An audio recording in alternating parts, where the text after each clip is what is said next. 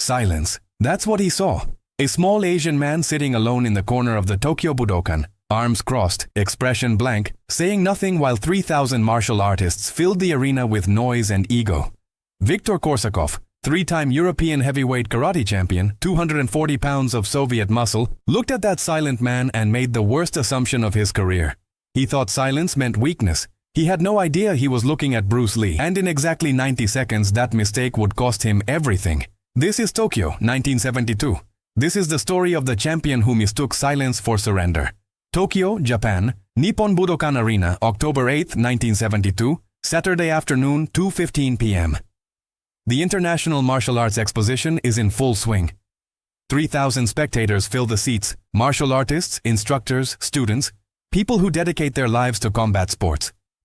The air smells like liniment oil and sweat. On the main competition floor, demonstrations happen simultaneously. Okinawan weapons kata, Japanese judo, Korean taekwondo breaking, each discipline claiming its space, its superiority. The noise is overwhelming. Kiai shouts, boards breaking, instructors yelling corrections in 5 different languages. Viktor Korsakov stands near the competitor's entrance, shadowboxing, throwing combinations into empty air. His movements are sharp, powerful, textbook Kyokushin karate. Viktor is 32 years old, 6 feet 4 inches tall, 240 pounds of conditioned muscle. He's been training since age 8 in Moscow. He's fought in 87 sanctioned competitions, won 73, lost 14. His specialty is kumite, full contact sparring, fights that end with knockout or submission. Viktor is here representing the Soviet Union, scheduled to demonstrate breaking techniques, boards, bricks, ice blocks, the kind of power demonstrations that make audiences gasp. But Viktor isn't thinking about his demonstration. He's thinking about reputation, about the hierarchy of martial arts that everyone understands but nobody speaks aloud. Japanese karate is respected. Korean taekwondo is tolerated. Chinese kung fu is dismissed. That's what Viktor believes. He's watching a Wing Chun demonstration on the far side of the arena. A Sifu from Hong Kong showing Chisao, sticky hands training. To Viktor it looks like choreographed nonsense, like dance. Viktor says to his teammate Dmitry, "Look at this, they're playing patty cake and calling it combat training. In a real fight, that would last 3 seconds. Dmitry laughs but looks uncomfortable. The Wing Chun demonstration ends to polite applause.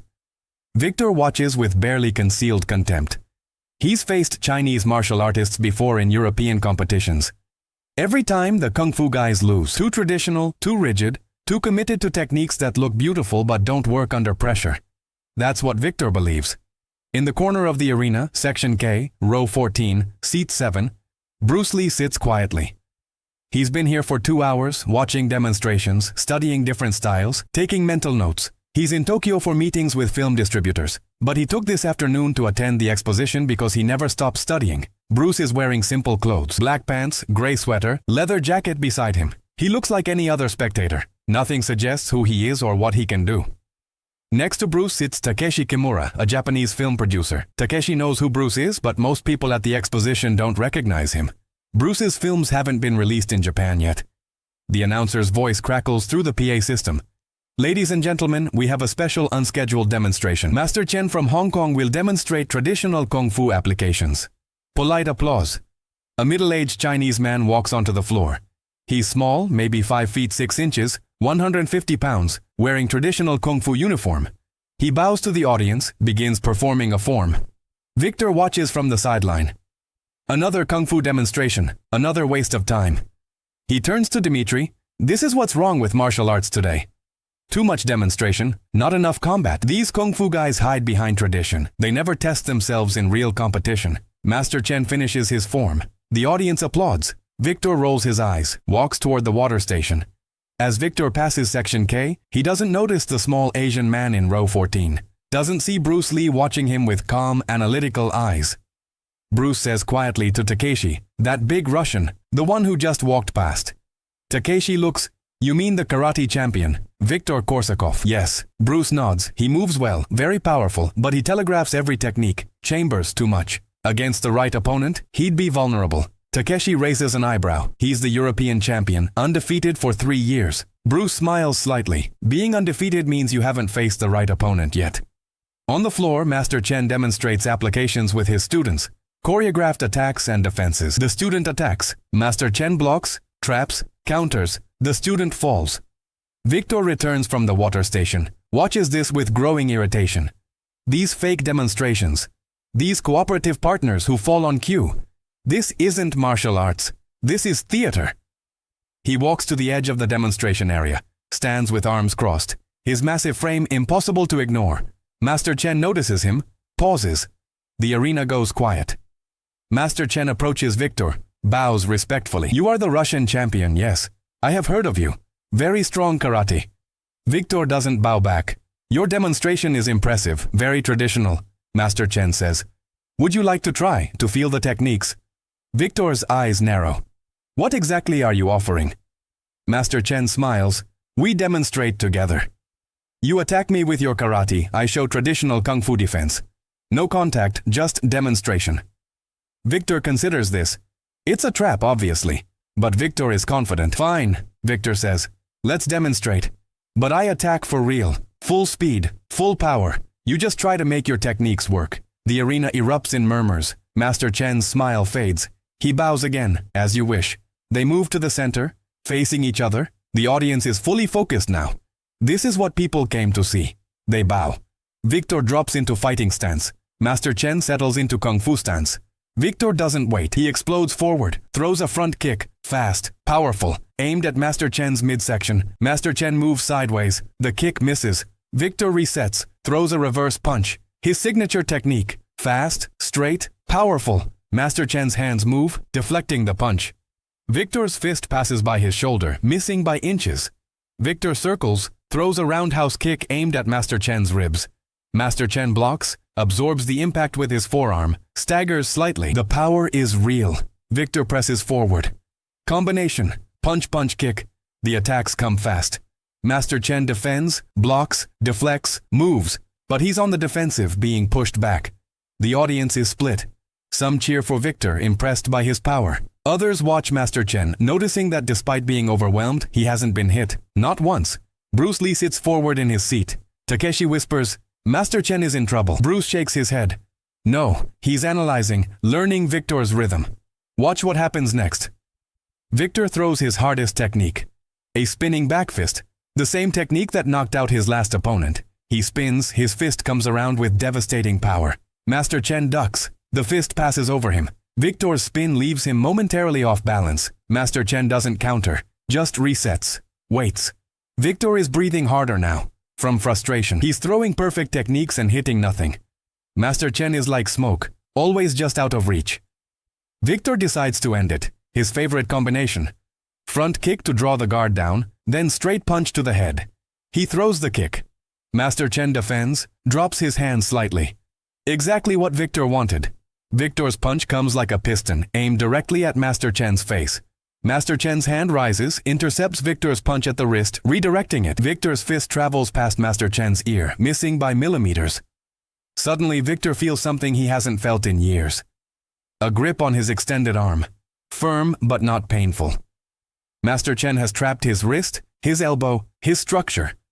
Victor tries to pull back, his instinct screaming danger. But Master Chen moves with him, stays attached like a shadow.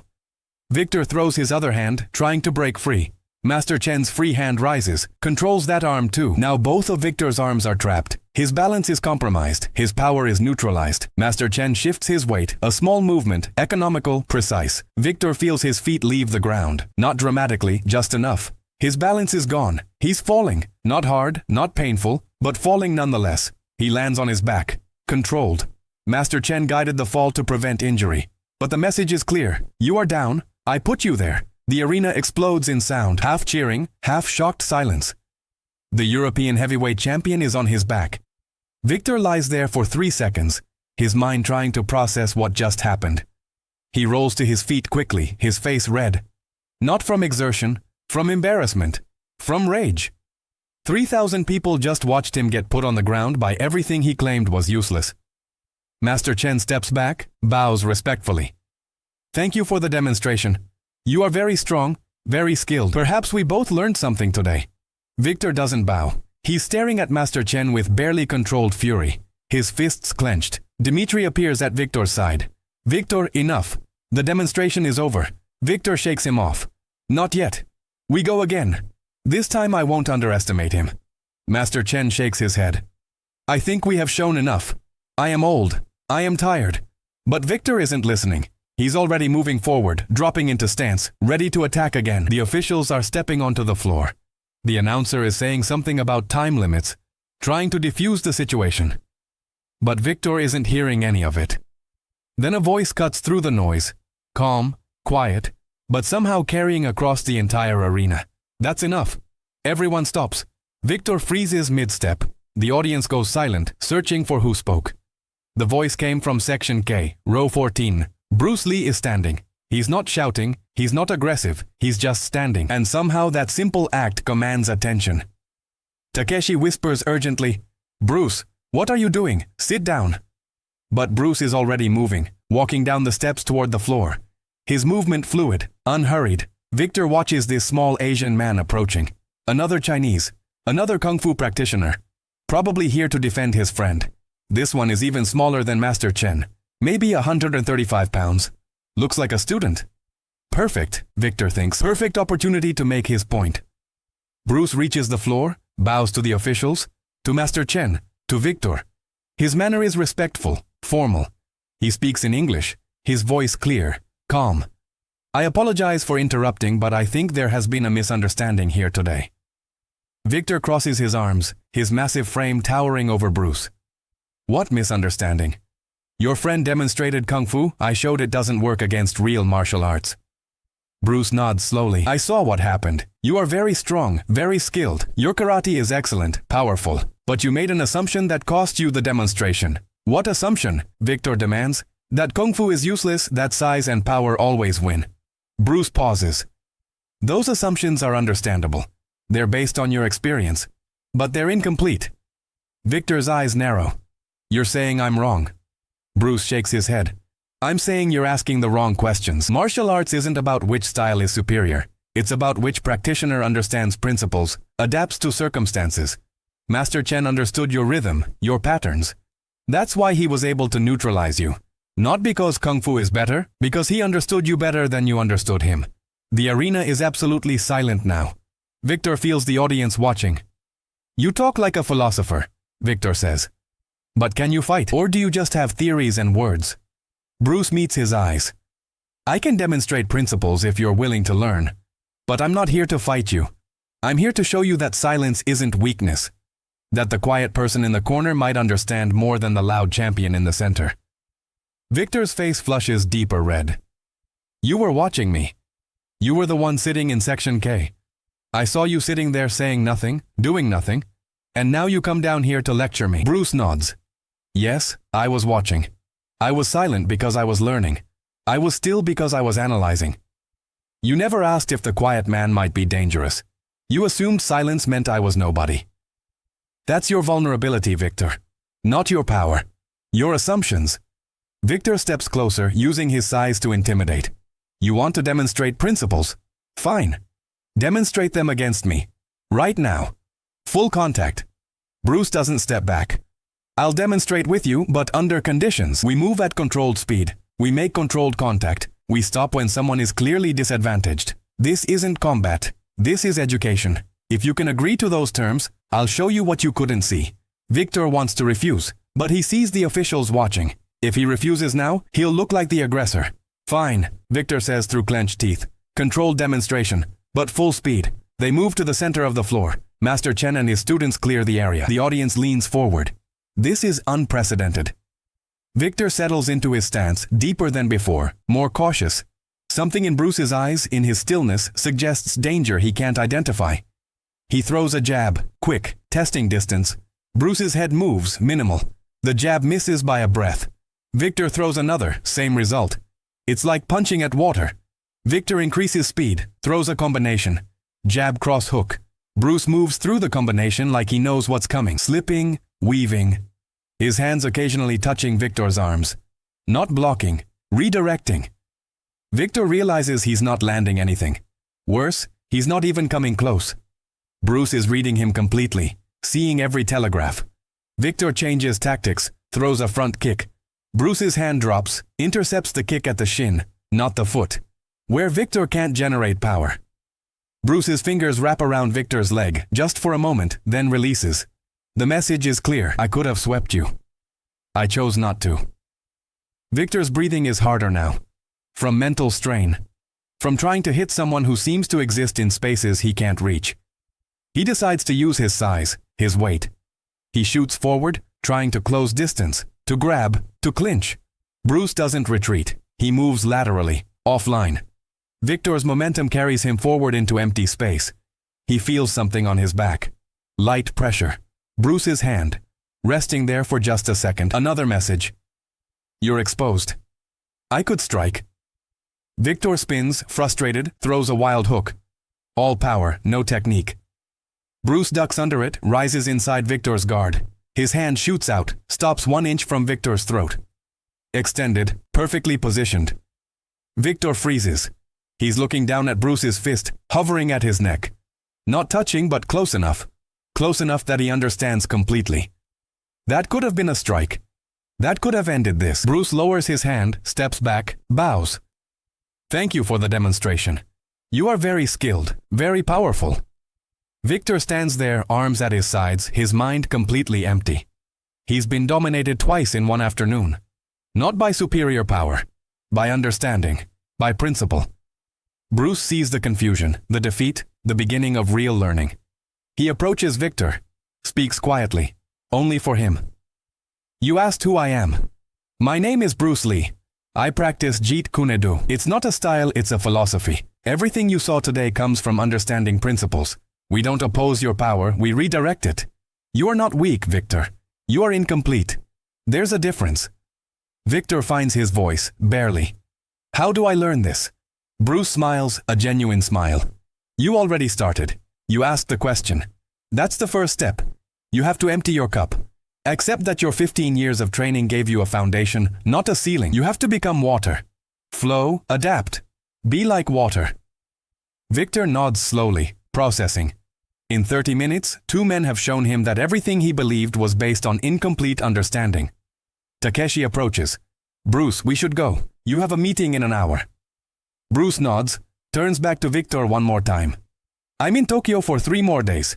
If you want to train, come to the Kodokan dojo tomorrow morning, 6 a.m. We'll work together. No demonstration, no audience. Just training, just learning. Victor watches Bruce walk away, watches him climb back up the steps to Section K, watches him disappear into the crowd. Dmitri approaches cautiously. Victor, are you okay? I don't even know what that was. Victor doesn't answer immediately. He's still staring at the spot where Bruce disappeared. Finally he says, that was the truth. That was reality showing me I've been living in a comfortable lie. The officials approach, asking if Victor still wants to do his scheduled demonstration, the breaking techniques. Victor looks at them, looks at the boards and bricks set up on the side. Looks at his hands. Hands that couldn't touch a man half his size. No demonstration today, he says. I have nothing to prove right now. I have everything to learn. That night Victor cannot sleep. He lies in his hotel room, replaying every moment. He sees now what he couldn't see before. Master Chen wasn't defending desperately. He was studying, learning Victor's rhythm, waiting for the moment when Victor's commitment to power left him vulnerable. Bruce wasn't showing off. He was teaching. Each movement was a lesson. Each near miss was an illustration. The hand on the back, the fist at the throat. These weren't attacks. They were questions. Do you understand yet? Do you see your assumptions? Victor gets out of bed at 4 a.m. He dresses in training clothes, leaves the hotel, walks through pre-dawn Tokyo. The city is different at this hour. Quiet, peaceful. He reaches the Kodokan at 5:30 a.m. 30 minutes early. The building is old, traditional, famous. The birthplace of judo. Victor sits on the steps outside. Waits. Feels something he hasn't felt in years. Nervousness. Not the nervousness of competition. The nervousness of genuine uncertainty. Not knowing what comes next. Not being the expert in the room. At 5:55 a.m., Bruce Lee arrives. He's carrying a small bag, wearing simple training clothes. He sees Victor on the steps and smiles. You're early. That's good. Eagerness is the first requirement of learning. Victor stands, bows deeper than he's ever bowed to anyone. I want to thank you for yesterday, for showing me what I couldn't see. Bruce bows in return. I didn't show you anything you couldn't have discovered yourself. I just accelerated the process. Sometimes we need someone to break our assumptions before we can rebuild our understanding. They enter the Kodokan. The training hall is empty. Too early for regular classes. Bruce sets down his bag, begins a slow warm-up, stretching, moving, preparing his body. Victor copies him, follows his rhythm. For the first time in years, Victor is not leading. He is following. He is not teaching. He is learning. He is not the champion. He is the student, and it feels right. For the next 2 hours, Bruce teaches. Not techniques, not combinations. The why, the how, the principles underneath the surface. He teaches Victor about centerline, about economy of motion, about sensitivity, about reading intention before action, about flow instead of force. Victor's body resists. 15 years of conditioning. 15 years of training the opposite way. Power before precision. Force before flow. His muscles don't want to move differently, but Victor pushes through the resistance. Bruce watches Victor struggle, watches him fail, watches him try again. Good, Bruce says. You're feeling the resistance. That resistance is your old understanding fighting your new understanding. Let them fight. Eventually, the new understanding will win because it's more complete, more honest, more real. At one point, Victor asks, "Why are you doing this? Why are you teaching me? You don't know me. I challenged your friend." Bruce stops, considers the question. "Because you asked. Because you were willing to be wrong. You have the foundation, you just need to expand it. I teach people who want to learn, not people who want to stay comfortable. You're uncomfortable right now. That means you're ready." By 8 a.m., other students begin arriving. They see Bruce Lee training with a massive Russian karate champion. Word spreads quickly. Within an hour, 30 people are watching from the sides. It doesn't look like traditional training. It looks like two martial artists having a conversation through movement. Dmitri arrives at 8:30 a.m., watches for a while, then asks Bruce if he can join. Bruce nods. Of course. Learning is not solitary. Come, train with us. The three men train together until noon. 5.5 hours of continuous work. Not hard work, but detailed work. The kind of practice that requires complete mental focus. When they finally stop, Victor is not physically tired, but mentally exhausted. Bruce hands him a towel, a bottle of water. You did well today. You learned more in 5 hours than most students learn in 5 months. Do you know why? Victor shakes his head. Because you brought 15 years of experience with you. You had the foundation. You just needed to see beyond it. Victor drinks the water. Finally, he asks the question that's been building all morning. Bruce, who are you really? How did you become this? Bruce smiles. I'm a martial artist, like you. I started training as a child in Hong Kong, Wing Chun Kung Fu. Then I moved to America. I fought people from different styles, different backgrounds. And I realized that what I had learned was incomplete. Not wrong, incomplete. So I started absorbing other arts. Boxing, fencing, wrestling, judo. I took what was useful, discarded what was not, added what was specifically my own. And I called this process Jeet Kune Do. It's not a style, Victor. It's an approach. A way of thinking. Victor nods slowly. Understanding the journey. The transformation. The willingness to question everything. And you teach this to anyone who asks. Bruce shakes his head. I teach this to people who are ready. You were ready yesterday. You just didn't know it. You thought you knew everything. Life showed you that you didn't. That moment of realization. That's readiness. That's when real learning becomes possible. For the next 3 days, Victor and Dmitri train with Bruce Lee every morning at the Kodokan. 6 a.m. to noon. 6 hours of detailed work. Each day building on the previous day. Each session revealing new layers of understanding. Bruce teaches them Chisao, sensitivity training. They resist at first. It feels too soft, too cooperative. But gradually they begin to feel it. The ability to sense intention through touch, to react before conscious thought. It's difficult, frustrating, humbling, and transformative. On the final morning, Bruce teaches them about water, his famous philosophy. Be like water, he says, demonstrating with a glass, a bottle, a container. Water takes the shape of whatever holds it. It doesn't fight the container, it becomes the container. In combat, in life, in martial arts, be like water. Adapt to circumstances. Flow around obstacles. Be formless, shapeless. You put water in a cup, it becomes the cup. You put water in a bottle, it becomes the bottle. Water can flow or it can crash. Be water, my friend. Victor sits in silence, absorbing this. Finally he asks, how long does it take to become water? To truly understand this. Bruce smiles. I've been training for 25 years. I'm still learning, still adapting, still growing. That's the point, Victor. There is no end point. No moment when you've learned everything. There's only the journey. The continuous process of emptying your cup and filling it again. You'll train for the rest of your life, and the day you die, you'll still have more to learn. That's not discouraging. That's liberating. It means you never stop growing. On the fourth morning, Victor and Dmitry must leave Tokyo. Their flight back to Moscow departs at 2 p.m. They meet Bruce one final time at the Kodokan entrance. 6 a.m. The sun rising over Tokyo. Victor bows, deeper than any bow before. Bruce-sensei, I cannot thank you enough for this week. You changed my understanding of martial arts, of myself, of what's possible. I came to Tokyo as a champion. I'm leaving as a student. That's the greatest gift anyone has ever given me. Bruce returns the bow. Equal depth, equal respect. You gave yourself that gift, Victor. I just provided the mirror. You were brave enough to look into it. Brave enough to change. That courage is more valuable than any technique I could teach you. Take it back to Moscow. Share it with your students. Help them see beyond style, beyond system, beyond limitation. Help them become water. They shake hands. Victor's massive hand engulfing Bruce's smaller one. But the size difference doesn't matter anymore. They are equal now. Not in skill, not in understanding, but in commitment, in the willingness to grow, in the recognition that martial arts is a journey without end. The flight home is long. 13 hours. Victor sleeps little.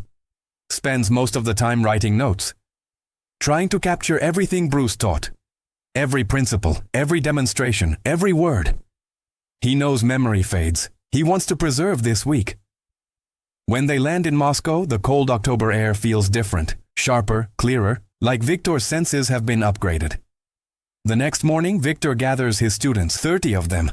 All of them wondering where their teacher has been, what happened in Tokyo, why he looks different. Victor stands before them, 240 pounds of muscle, 3-time European champion, and he says something none of them expect. I went to Tokyo believing I knew martial arts. I came back knowing I was wrong. I have been teaching you incomplete martial arts. Powerful martial arts, but incomplete. Starting today, we change how we train. We don't abandon karate. We expand it. We question everything. We keep what works, discard what doesn't. We become water. One of them, a young fighter named Alexei, raises his hand. Sensei, what happened in Tokyo? What changed you? Victor smiles. I met a man named Bruce Lee. He weighed 135 pounds. He moved like water. And he showed me that every assumption I had about martial arts was based on incomplete understanding. He beat me in 90 seconds without throwing a strike, without using force, with pure principle. And then he taught me for 3 days. Showed me what I was missing. What we're all missing if we don't question, don't adapt, don't grow. Viktor Korsakov continues teaching in Moscow for the next 30 years. His style evolves. His understanding deepens. His students become champions not just of karate, but of adaptation, of principle, of water. He never forgets the week in Tokyo. Never forgets the silent man in Section K. In 1973, when news reaches Moscow that Bruce Lee has died, Victor stands alone in his training hall, bows toward Hong Kong, toward the man who changed his life, who emptied his cup, who showed him that true strength isn't physical. It's the willingness to be wrong, to learn, to grow. Years later, Victor's students ask him about Bruce Lee, about that week in Tokyo, and Victor always tells the same story.